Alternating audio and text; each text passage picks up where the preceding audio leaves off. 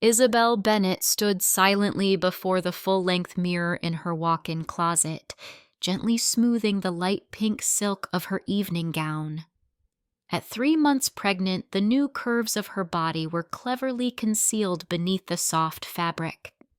Her gentle brown eyes reflected a quiet, unspoken anxiety, and she caught herself biting her lip, a habit that always surfaced whenever unease crept in.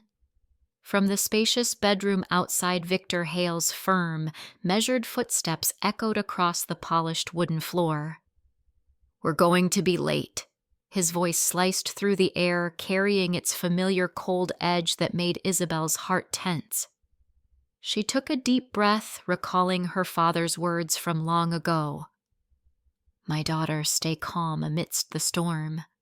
One hand came to rest on her belly as if offering warmth and comfort to the tiny life within. When Isabelle finally stepped into the bedroom, Victor was already waiting by the door, dressed in a perfectly tailored tuxedo that accentuated his successful businessman aura.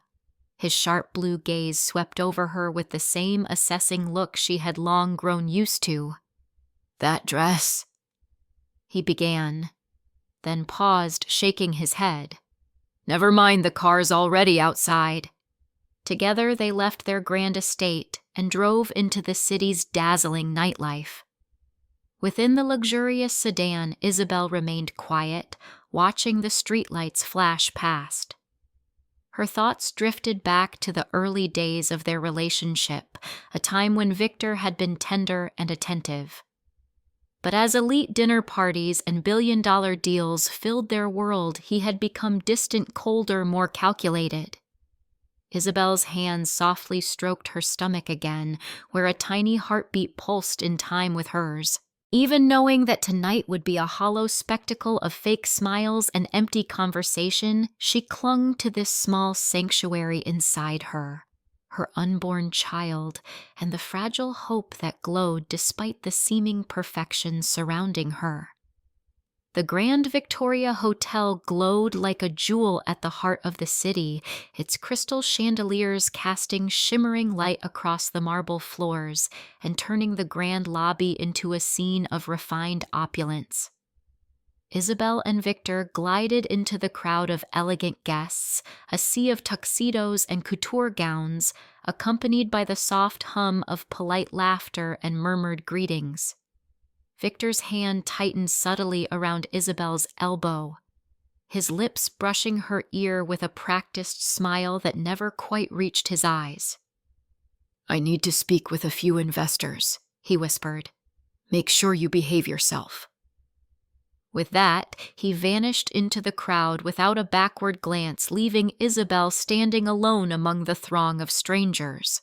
She moved toward their assigned table, a practiced polite smile fixed on her lips, though her heart felt strangely hollow.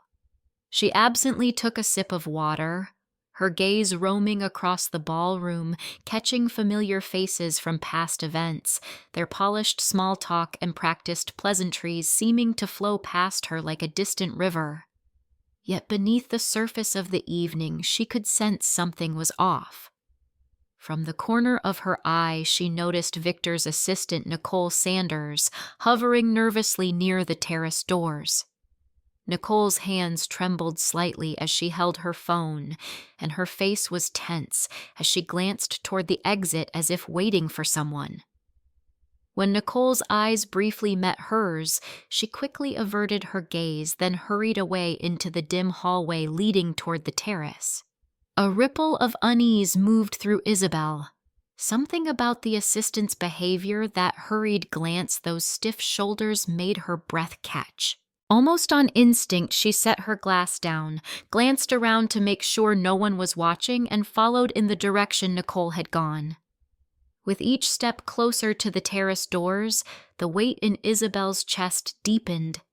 A vivid memory surfaced of Victor's cold silences after his late-night phone calls and the strange tension that had crept into their home in recent months. That same feeling now tugged at her, a familiar knot of suspicion and worry. At the terrace threshold, Isabelle paused and inhaled sharply, hands tightening on the folds of her dress. Beyond these doors, a truth was waiting, one that could shatter the fragile facade of perfection they had so carefully maintained. And with a final breath to steady herself, Isabelle stepped into the shadows outside. The terrace doors were slightly ajar, and Isabelle stepped into the cool night air. Beyond the marble balustrade, the city stretched out like a sea of twinkling lights, while the faint sweet scent of jasmine drifted on the breeze. Yet none of its beauty could soothe the sudden tension coiling in her chest. She heard them before she saw them. Victor's familiar low laugh followed by a softer, breathy reply. It was a sound that stopped her cold and intimacy that needed no words to understand. Isabelle's hands trembled as she eased forward, her heels making almost no sound on the stone terrace. And then she saw them. Beneath the careful shadows of a decorative trellis stood Victor, his arm wrapped possessively around Nicole's slender waist. Nicole tilted her face up to him, eyes shining with something between adoration and nervous anticipation, and Victor bent close, his lips brushing her ear as if sharing a secret meant for no one but them. Isabelle froze where she stood, pain slicing through her chest. Her breath caught in her throat, and for an instant the world seemed to slow, every tiny detail imprinted forever on her memory, the way Victor's fingers rested so easily on Nicole's hip, the way their heads bent together in easy intimacy, the way they appeared so utterly at ease with one another. A harsh ache surged up from deep inside her humiliation and sorrow, tangled with a strange, quiet clarity. This was the reality she had been too loyal, too hopeful to see until now. Every late-night absence, every distracted glance, every sharp word and impatient gesture suddenly fell into place like jagged pieces of a shattered puzzle. Yet even as pain and disbelief washed over her, Isabelle felt a strange steadiness settling into her bones. She took one silent, deliberate step toward them across the terrace stones, the first of many decisions she would make that night. And in that moonlit moment, with the scent of jasmine sharp in the air and the glow of the city beyond, Isabelle realized something profound. Whatever happened next, she would never look at her life the same way again. For a long, suspended moment, the three of them stood frozen in place. Victor's arm was still around Nicole's waist, his body tense, his gaze fixed on Isabelle like someone caught in a harsh light. Nicole looked as though she might vanish into the shadows altogether. Her cheeks flushed with a mix of guilt and fear. Isabelle's hands slowly unclenched at her sides. The night air felt cold against her skin, making her spine straighten and her thoughts grow strangely clear. She took a careful breath and held Victor's gaze, her voice quiet but resolute. "I don't think this is the right place for you to explain, is it? Is it?" Victor's brow furrowed his mouth, tightening into that impassive line she knew too well. "You're blowing this out of proportion," he answered, forcing his tone into its familiar measured calm. Nicole's eyes flicked nervously toward the terrace door as if searching for an escape route. Isabelle, however, didn't look away. She simply stood there, grounded and still. Thoughts rushed through Isabelle's mind like a tide the nights spent waiting up for him. The excuses, the subtle changes she had tried so hard to overlook. The gentle curve of her belly reminded her that this was no longer just about her. There was someone small and innocent counting on her to do what was right. She thought of all the empty promises she had held on to, the careful facade she had maintained to protect the life they had built together. But now, with the cool light of the terrace spilling across them, she saw the truth for what it was, stripped of illusion, of false warmth, of the careful lies she had once told herself. I'm not blowing anything out of proportion, Isabelle replied at last, her voice calm and sure like a stone sinking into deep water. I'm simply seeing things clearly for the first time. Victor opened his mouth as if to speak, then paused. Perhaps it was the way she met his gaze without trembling or the absence of any plea or hysteria. Whatever it was, he seemed to realize that something had changed forever. And then, without waiting for an answer, Isabelle turned and walked away. Her heels clicked steadily across the terrace stones as she left them standing in the dim light and jasmine-scented night. Even as pain and sadness roiled beneath her ribs, she felt a fragile new strength unfurling inside her, the quiet, unyielding strength of someone who knows their path, no matter how uncertain the road ahead. And in that moment she understood that she had crossed a threshold. Whatever Victor and Nicole did next was no longer hers to control. What was hers?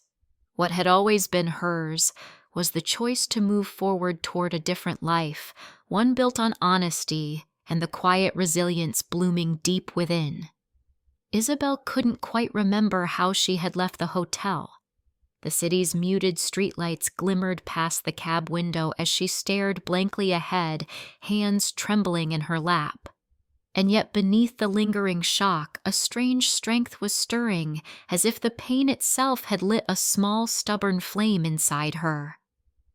Her phone vibrated softly, and when she glanced down, her mother's name glowed on the screen. For a fleeting second, Isabelle hesitated, then answered. "Sweetheart?" Her mother's voice rushed through the line, warm and familiar. "Are you okay? I know tonight was a big event. Is everything all right?" Isabelle's throat tightened.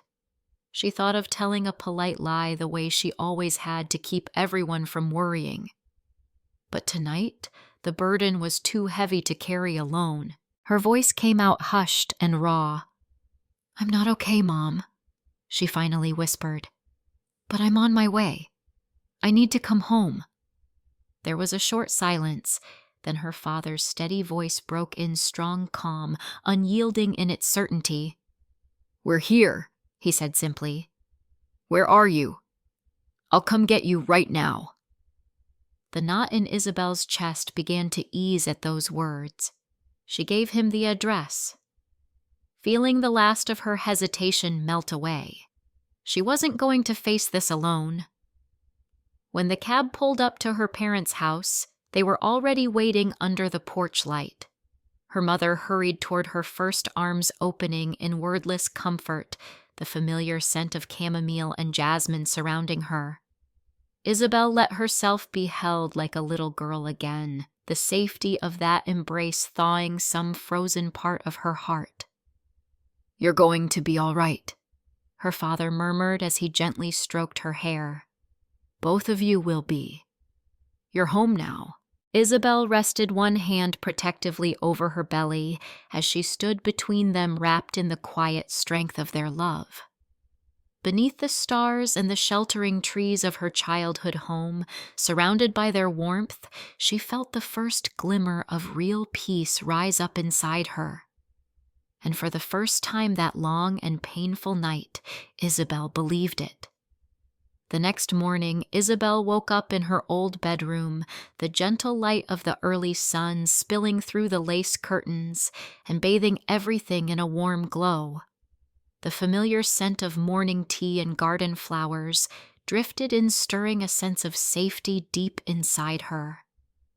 For a long moment, she lay still, listening to the quiet rhythm of her own breath and the gentle flutter of life within her. It had been a long time since she'd felt this kind of calm.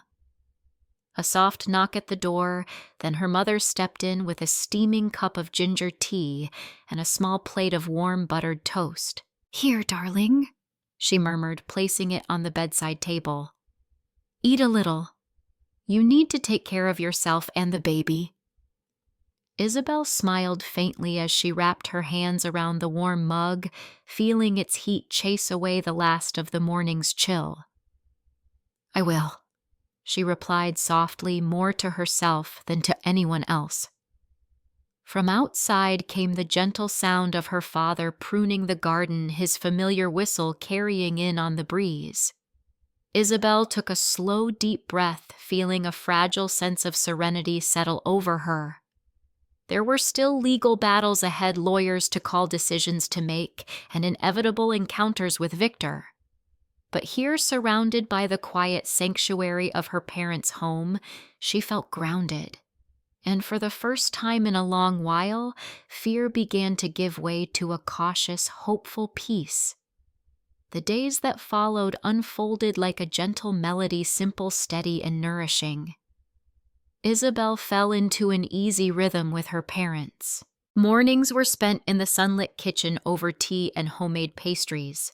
Afternoons brought slow walks through the garden, hands grazing the petals and leaves that thrived under her father's careful touch. Each evening, Isabelle would nestle into her favorite armchair with a book, or her diary, her palm resting protectively over her belly. Occasionally, her phone would light up with messages or missed calls from Victor, but she chose not to look.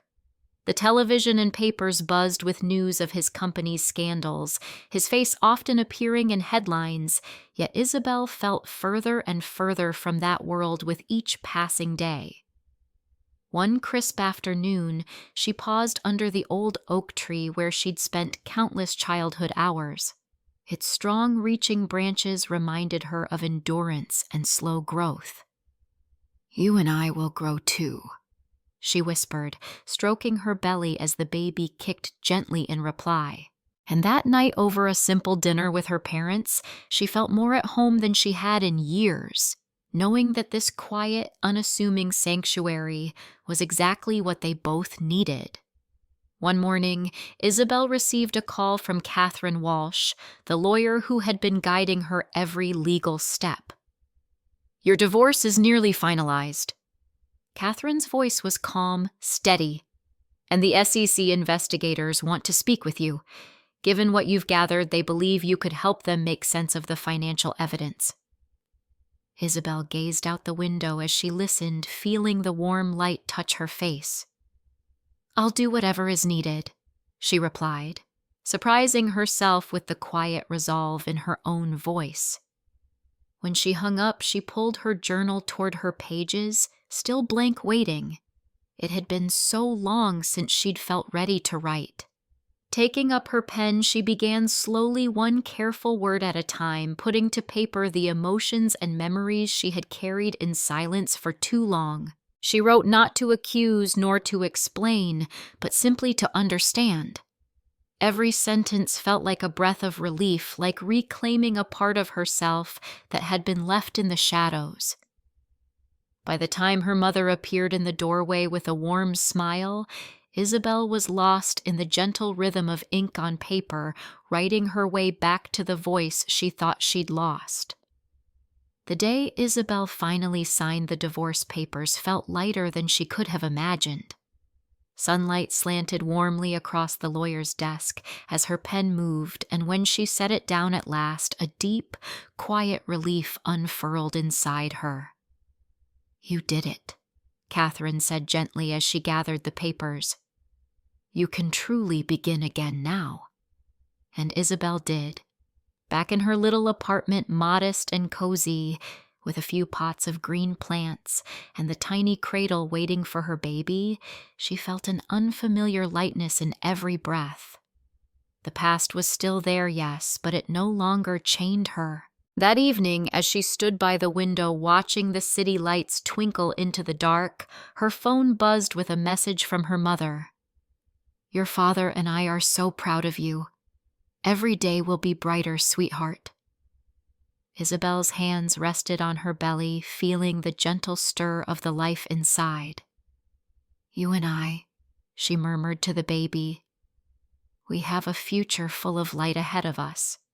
And for the first time in a long while, she truly believed it.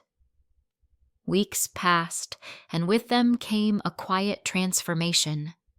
Isabelle prepared carefully for the baby's arrival, painting the nursery a soft yellow, folding tiny clothes and humming lullabies that rose up from some deep, joyful part of her.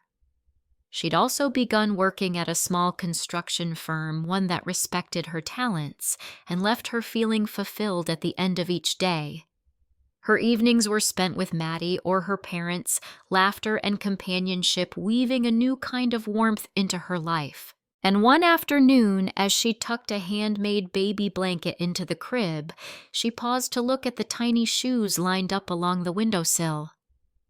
"We've come so far," she whispered, smiling softly. And it was true, each small step had led her here. When the sun set that evening, its light spilling across the floor like scattered gold, Isabelle felt it clearly. She wasn't just surviving anymore. She was living. And within her, hope was growing as real and vibrant as the life stirring gently in her arms. On a bright morning, Isabelle finally held her baby in her arms. Dawn, so tiny, so perfect, blinked up at her with sleepy, trusting eyes. Isabelle brushed a kiss across her downy hair and felt her heart overflow with a tenderness deeper than anything she'd known. "Hello, my darling," she whispered. "Welcome to the world." Her parents appeared at the door, their faces glowing with pride and joy. Outside the window, morning light poured in, bathing the room in its gentle embrace. Isabelle rocked her daughter, slowly humming a lullaby as they all fell into a peaceful hush. In that quiet moment, all the storms of the past felt distant. She thought of the path that had brought her here, the pain, the healing, the courage it had taken to leave. And most of all, she thought of this small, perfect soul in her arms who would grow up knowing that true strength speaks softly but endures forever. With the golden light streaming around them and a future unfolding before them, Isabelle kissed her baby once more and held her close. And there, at last, a new dawn began.